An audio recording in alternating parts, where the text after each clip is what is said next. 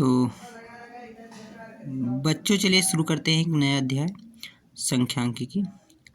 और संख्यांकिकी में हम सबसे पहले देखेंगे कि माध्य कैसे निकालते हैं। ठीक है, माध्य मतलब होता है औसत। ठीक है, यहाँ पर यह देखिए, यहाँ पर बताया गया है। ठीक है, और कक्षा 9 में आप लोगों ने इस सवाल को तो पढ़ ही लिया होगा कि वर्गीकृत आंकड़ों का माध्य कैसे निकालते हैं। ठीक है, तो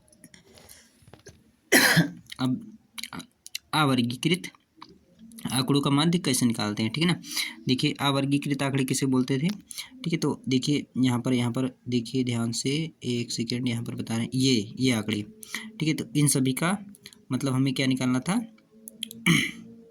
निकालना था वो जो है क्या, औसत या माध्य निकालना था। ठीक है, तो ये जो आंकड़े हैं अवर्गीकृत हैं। ठीक है, इसका मतलब क्या है, देखिए इसका मतलब है कि किसी स्कूल की कक्षा 10 के जो विद्यार्थी हैं, ठीक है, कक्षा 10 के 30 विद्यार्थियों द्वारा जो गणित में के एक पेपर में 100 में से, मतलब जो पूर्णांक जो है 100 नंबर का है। ठीक है, पूर्णांक है 100 नंबर का, और नीचे दो जो नंबर प्राप्त किए गए हैं को दर्शाया गया है सारणी में। ठीक है, देखिए यहाँ पर 10 नंबर जो है एक विद्यार्थी ने पाया, 20 नंबर एक विद्यार्थी ने, 36 नंबर 3 विद्यार्थियों ने, 40 4 विद्यार्थियों ने, 50 30 3 ने, 56 2 ने, इसी तरह से 60 4 लोगों ने, 70 4, 72 1, 80 1, 88 2, ठीक है, 92 3 और 95 1। ठीक है, तो देखिए इसका माध्य कैसे निकाल लेंगे या औसत, तो बस सिंपल आपने पढ़ा होगा कि यक्स आई को एफ आई से मल्टीप्लाई करके। ठीक है, मतलब इसका इससे गुणा करके, इसका इससे गुणा करके, इससे गुणा करके, दोनों है ना, और फिर जो गुणा आएगा, गुणा को हम जोड़ लेंगे। ठीक है, जो गुणा आएगा, ठीक है, लिख दे रहे हैं। ठीक है, जो गुणा आएगा, गुणनफल आएगा। ठीक है ना, तो गुणा जो आएगा, गुणनफल जो आएगा उसका एडिशन लेंगे। ठीक है, गुणनफल का योग लेंगे।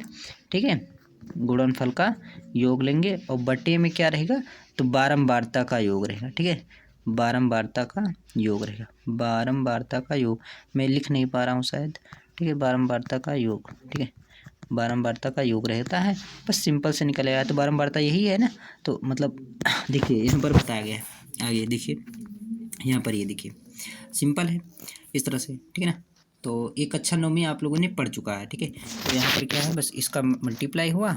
ठीक है, तो 10 एकम 10 हुआ, 10 एकम 20 एकम 20, 36 यहाँ 108 है, 40 चौको 160 है ना, और 40 चौको 160, 5 ने 15 ने 150 हो जाएगा। ठीक है, 56 दूना 112, 60 दूनी 60 चौक है ना, 6 चौको 24 यानी 240, 7 चौक 28 यानी 280 है ना, 72 एकम 72, 80 एकम 80। ठीक है, 88 दूना 176। ठीक है, इसी तरह से 92 3 376। ठीक है, और 95 एकम 95, तो सभी का योग निकाल लिया है। ठीक है, देखिए सभी का योग निकाला है नीचे। ठीक है, तो सभी का योग कितना आया है, 1779 आया है, 79 80। ठीक है ना, तो 79 आया है। और जो एफ आई मतलब बारंबारता का योग कितना है, 30 है।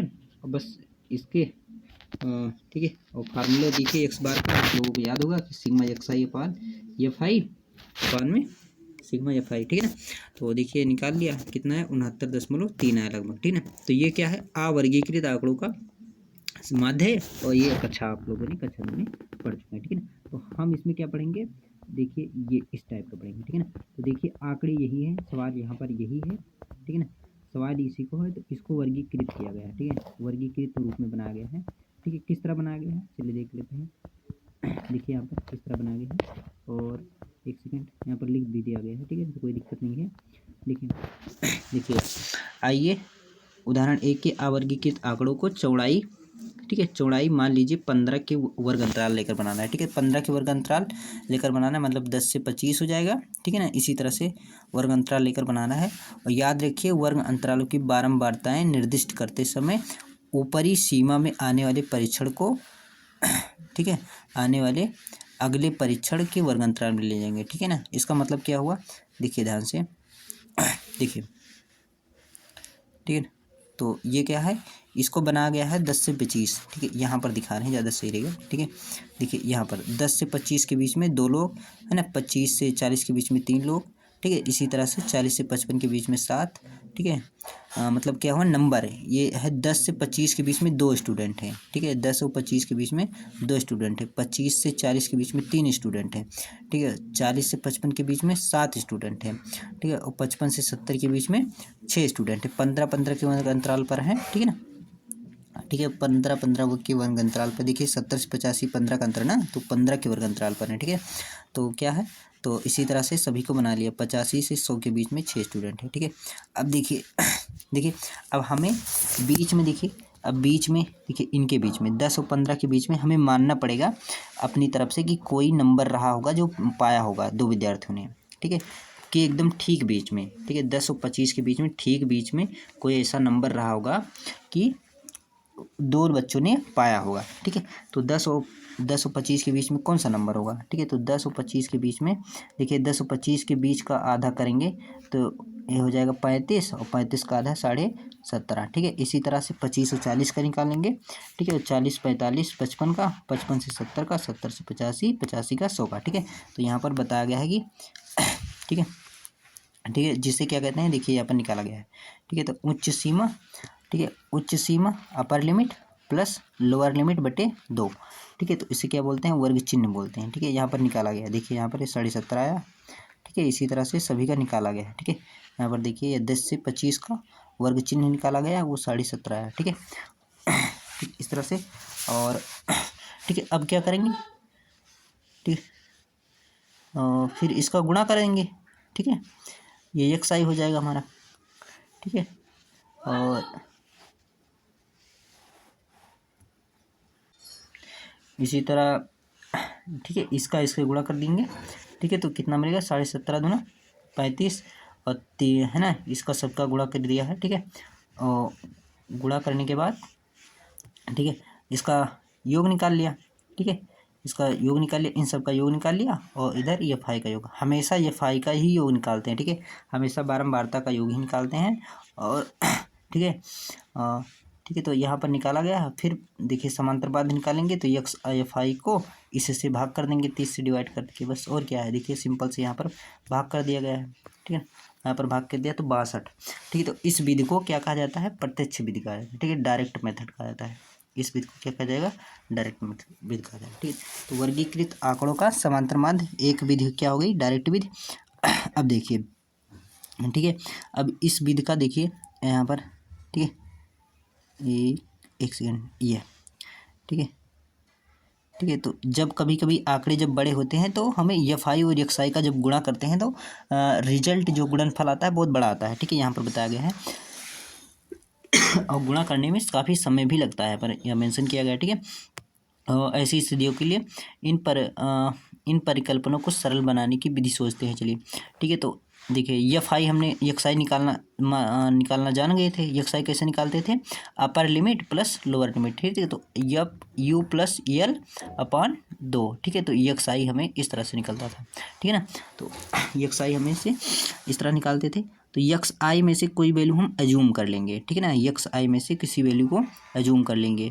तो यहाँ पर बताया गया पहला चरण यह हो सकता है, देखिए यहाँ पर मेंशन किया गया है, ठीक है। तो पहला चरण यह हो सकता है कि हम XI में से किसी XI को, ठीक है, कल्पित माध्य के रूप में चुन लें, ठीक है।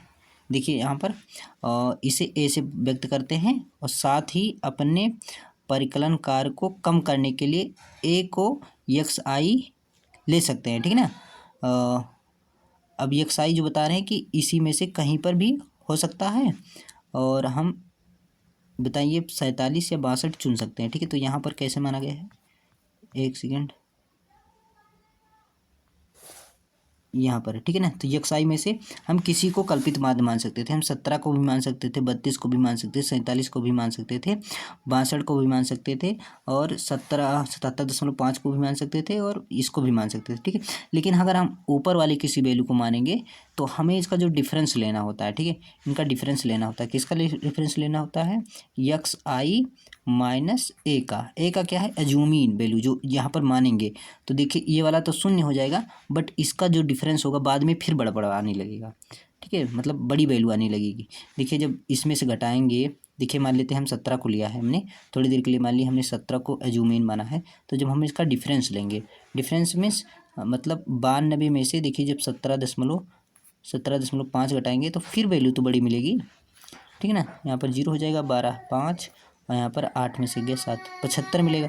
तो हमने तो जो वैल्यू मानी थी छोटी करने के लिए, तो ये तो फिर से बड़ी आने लगेगी, फिर इसका गुणा करेंगे, ठीक है ना। तो ये वैल्यू क्या हो जाएगी, काफ़ी टफ हो जाएगी, तो हम इसलिए बीच की कोई वैल्यू मानते हैं, है ना। तो बीचों बीच में हमारा पास क्या होता है, देखिए 1 2 3 4 5 6 6 वैल्यू हैं, तो हम कहीं 4 या 5 के मतलब 3 या 4 के बीच में कोई दो वैल्यू इसमें से मान सकते हैं, ठीक है ना। इन्हीं में से किसी वैल्यू को हम मानेंगे, ठीक है। तो यहाँ पर सुविधा के लिए हमने किसको माना है, मतलब 47.5 को माना है, ठीक है। यहाँ पर बताया गया है, ठीक है, ये देखिए, ठीक है। आइए हम इसको ले सकते हैं, आप चाहें तो 62.5 को भी ले सकते हैं, ठीक है, कोई दिक्कत नहीं। डायमेंशन निकाला अभी जो हमने बताया एक्स आई माइनस ए क्या है, एजूमीन, जो कहाँ से निकला है, एक्स आई से ही निकला है, ठीक है ना। तो यहाँ पर डिफरेंस ज्ञात किया है और फिर इसको डी आई से प्रदर्शित करते हैं और डी आई और एफ आई का गुणनफल ज्ञात करते हैं, ठीक है ना। यहाँ पर दिया गया प्रत्येक डी आई और एफ आई का संगत गुणनफल ज्ञात करते हैं, ठीक है ना। तो यहाँ पर गुणनफल देखिए निकाला गया, ठीक है ना, यहाँ पर देखिए निकाला गया, ठीक है। तो यहाँ पर गुणनफल निकाला गया है, देखिए कहाँ से, देखिए अजूमीन यहाँ पर इसको माना गया है और इसमें से घटाया गया है, ठीक है ना, इसको माना गया है और इसी में से 17 में से, ठीक है ना, एक्स आई मतलब एक्स आई मतलब 17.5 में से 47.5 घटा तो -30 माइनस, है ना, इसी तरह से सबको घटाएंगे तो मिलेगा -30 15 0 15 30 45, है ना। अब फिर क्या करेंगे, एफ आई का इससे डी आई से गुणनफल करेंगे, ठीक है ना। तो इसका इससे गुणनफल, ठीक है, इसका इससे गुणा, ठीक है ना, इसका इससे गुणा, इसका इससे गुणा, इसका इससे गुणा, इससे गुणा करने के बाद सबका एडिशन करेंगे। यहाँ पर देखिए सबका एडिशन कर लिया, ठीक है ना, एडिशन कर लिया सबका, ठीक है, एडिशन कर लिया। उसके बाद देखिए, ठीक है, और यहाँ पर माध्य निकालते हैं, ठीक है, और यहाँ पर माध्य भी निकाला गया है, ठीक है। तो विचलनों का माध्य निकाला, ठीक है, तो फार्मूला वगैरह बताया गया है, तो ये यूज कैसे होता है, ठीक है, तो इसको डी आई बार बोलते हैं, ठीक है, ठीक है। आगे ये फार्मूला वगैरह बताया गया है, ये कहाँ से आता है, तो बस आपको ये याद रखना है, ठीक है, उदाहरण के लिए समझने के लिए, ठीक है, ये याद रखना है, एक्स बार एजूमिन वैल्यू जो हम एक्स आई से मानते हैं, ठीक है, और sigma F I D I upon sigma F I, ठीक है। तो ये हमारा, और देखिए यहाँ पर यूज किया गया, ठीक है ना। तो जो हमने माना था और जो योग आया है सिग्मा, ये डी आई एफ आई है और सिग्मा एफ आई है, ठीक है। तो यह कहाँ से है, सारणी से मिल जाएगा, ठीक है ना।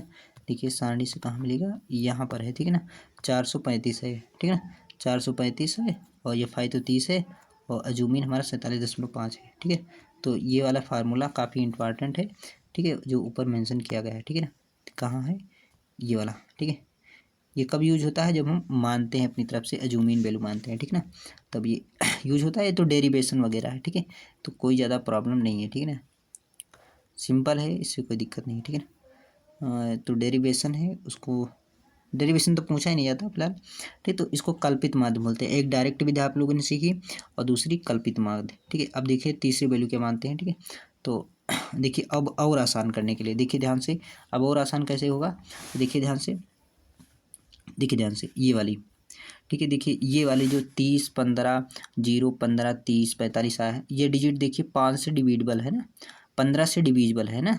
तो बस इसी को आसान कर लें, अगर हम 15 से भाग करते हैं इसी वैल्यू को, तो ये गुणा जो करेंगे हम एक्स आई मतलब जो डी आई और एफ आई का जब गुणा करेंगे, देखिए इसका जब इसका और वैल्यू, ये वैल्यू और छोटी हो जाए तो गुणा आसान हो जाएगा, है ना। अरे भाई ये 30 15 0 15 45 दी गई, अगर ये वैल्यू और छोटी हो जाए किसी तरह से तो गुणा और आसान हो जाएगा, ठीक है ना, ये जीरो नहीं आएगा बाद में, ठीक है ना। तो इसको इसको क्या कैसे देखिए, ठीक है ना, ठीक है। तो यही वैल्यू आगे की गई, ठीक है ना, ठीक है। तो क्रियाकलाप वगैरह नहीं देखना है, ठीक है। और यहाँ पर दे गया यह ध्यान दीजिए कि जो सारणी दी गई है कि जो स्तंभ निकाले वो 15 के मल्टीपल है ना, मल्टीपल है, अभी जो मल्टीपल है ये दिया गया है। अगर हम सभी मानों को 15 से भाग कर दें तो यह 5 से गुणा करने के लिए छोटी संख्याएं प्राप्त हो जाएगी। यहाँ जो 15 है वर्ग अंतराल की माप की वर्ग की माप ही है, ठीक है ना, वर्ग अंतराल की वर्ग माप की साइज है, ठीक है ना। तो बस उसी से भाग कर देंगे, है ना, एच से, देखिए यहाँ पर, ठीक है ना, और एच से भाग कर दिया गया, ठीक है ना, बस और कोई दिक्कत नहीं। तो और एच क्या है, वर्ग माप होती है, वर्ग माप मतलब ये वाली, ठीक है, ये वाली मतलब इनका डिफरेंस, ठीक है, इसका डिफरेंस, ठीक है। देखिए भाई सभी का जो हाइट है वर्ग माप है कितनी है, 15 15 है ना, देखिए 15 का डिफरेंस है, 15 का डिफरेंस है, 15 का डिफरेंस है, तो इसी से हम भाग किए हैं बस, और कुछ नहीं किया गया, ठीक है ना। तो देखिए बस, और क्या है, ठीक है। तो डी आई निकालते हैं, डी आई को किससे डिफरेंट भाग करेंगे, जो वर्ग माप रहेगी, वर्ग माप मतलब अपर लिमिट और लोअर लिमिट का डिफरेंस, ठीक है ना। ठीक है, तो इससे भाग किया है तो ये वैल्यू और रिड्यूस हो जाएगी, देखिए 30 हो जाएगा -2, 15 -1, ठीक है ना। इसी तरह से सारी वैल्यू छोटी हो गई। अब देखिए इसका गुणा करेंगे तो आसान पड़ेगा, पहले वाले सवाल में हमने इसका गुणा किया था, ठीक है ना, तो इस पे इसका गुणा ना करते हुए, ठीक है ना, ठीक है, इसका गुणा ना करते हुए हमने ऐसा किया, ठीक है। तो यहाँ पर भी वही चीज़ है, इसका इससे गुणा किया है, ठीक है, एक सेकेंड, इसका इससे गुणा किया है, ठीक है। तो ये सारी वैल्यू इससे डायरेक्ट इसके सामने मल्टीप्लाई होती है, ठीक है, जो रिड्यूस हो, ये 29 मिला, देखिए कितना छोटा हो गया, पहले में 435 मिल रहा था दूसरे में, अब देखिए कितना मिल रहा है, अब तो मिल रहा है 29 ही मिल रहा है और 30 मिल रहा है, बहुत छोटी हो गई ना। लेकिन देखिए यहाँ पर एक है, फार्मूले में एक ट्विस्ट है कि फार्मूला ये थोड़ा से और कम हो गया, ठीक है ना, और ये फार्मूला हमारा हो गया, ठीक, ये फार्मूला हमारा हो गया, देखिए अब भी 62 ही आया है बस, ठीक है ना। देखिए ये फार्मूला तो वही है ना, आंसर तो वही है, 62 ही आया है, ठीक है। तो अलग अलग तरीके हैं निकालने के, बस और कुछ नहीं है। तो इस विधि को क्या कहते हैं, पग विचलन विधि कहते हैं, ठीक है ना। और पग विचलन विधि को बताया गया है कि कब सुटेबल होती है, तो देखिए पग विचलन विधि तभी सुविधाजनक होगी जबकि सभी डी आई में कोई सार्वनिष्ठ गुणनखंड हो, ठीक है ना, सार्वनिष्ठ गुणनखंड, जैसे यहाँ पर 15 सभी 15 था, ठीक है ना। देखिए सभी का यहाँ पर डी आई में क्या है, 15 है उभयनिष्ठ गुणनखंड, ठीक है ना। तो 15 से डिवाइड मतलब किसी संख्या से डिवाइड हो जाए, ये सारी संख्या है, बस इसी को देखना है, ठीक है ना। जरूरी नहीं है कि वो हमेशा वर्ग अंतराल से ही डिवाइड हो, ठीक है ना, वर्ग माप से डिसाइड हो, तुम एच को कुछ भी मान सकते हैं, ठीक है, सुविधा के लिए। और यहाँ पर जो माना गया है एच माना गया है, ठीक, कोई दिक्कत नहीं है, ठीक है। और तीनों विधियों से जो माध्य है वो एक ही है ना। तीन विधि कौन सी, तीन विधि कौन सी सर, तो पग विचलन विधि, ठीक है, पग विचलन विधि, पग विचलन विधि, तो इसका फार्मूला क्या होता है सर, पग विचलन विधि का फार्मूला ये ऊपर वाली क्वांटिटी, ठीक है, तो पग विचलन का फार्मूला ये हो गया, ठीक है ना। पग विचलन विधि का फार्मूला ये हो गया, उसके बाद कल्पित माध्य, ठीक है, कल्पित माध्य कहाँ गया, ये वाला, ठीक है। और कल्पित माध्य का फार्मूला ऊपर है एकदम, एक सेकेंड, कल्पित माध्य का फार्मूला ये हो गया, ठीक है, कल्पित माध्य का फार्मूला ये हो गया। उसके बाद कौन सा है, डायरेक्ट, डायरेक्ट वाला तो आप लोग जानते हैं, ठीक है ना, तो डायरेक्ट वाला तो जानते हैं आप, ठीक है। तो इसका फार्मूला ये दिया गया, ठीक है ना, ये तीनों फार्मूले हैं और इसका यूज हम करेंगे, ठीक है। तो ठीक है, आगे क्या है देखिए, आगे देखिए इसके बाद क्या है, ठीक है, ये सारी चीज़ हमने आपको बता दी, ठीक है। आगे क्या है, ये सवाल वगैरह है कुछ, ठीक है, उदाहरण वगैरह बता गया है, ठीक है। देखिए यहाँ पर जो है ठीक है, उदाहरण वगैरह है, तो ज़्यादा कुछ खास नहीं है यहाँ पर, ठीक है, डायरेक्ट विधि से निकाल दिया गया है यहाँ से, ठीक है, डायरेक्ट विधि नहीं, कल्पित माध्य वगैरह शायद माना गया है, ठीक है ना, यहाँ पर यार देखिए माना गया है, ठीक है। सारी फार्मूले Exide F I D I है ना, तो तीनों फार्मूले से देखिए, तीनों फार्मूले यहाँ पर यूज हुए हैं एक साथ, ठीक है। तो ये वाला इम्पॉर्टेंट है, ठीक है, ये वाला सवाल इम्पॉर्टेंट है, आप लोग चाहें तो स्क्रीनशॉट ले सकते हैं, ठीक है, ये समझने के लिए, ठीक है। और तीनों से एक जैसा ही आंसर आया है, देखिए 39.71, 39.71, 39.71 है ना। तो यहाँ से स्क्रीनशॉट अगर इसका ले तो ये ज़्यादा इंपॉर्टेंट रहेगा, ठीक है ना, और यहाँ से सवाल भी समझ में आ जाएगा, ठीक है, ये वाला, ठीक है। बस और कुछ है खास नहीं है, तो इसी के साथ ये वीडियो मैं समाप्त कर रहा हूँ, ठीक है, और मिलते हैं इसके सवाल के साथ, ठीक है ना, ठीक है। तो आप लोग कोशिश करिएगा कि, ठीक है, लग जाए आप लोगों से, ठीक है। तो 9 सवाल हैं पहली एक्सरसाइज में, तो मिलते हैं इसके सवालों के साथ फोड़ेंगे, ठीक है। तो चलिए मिलते हैं।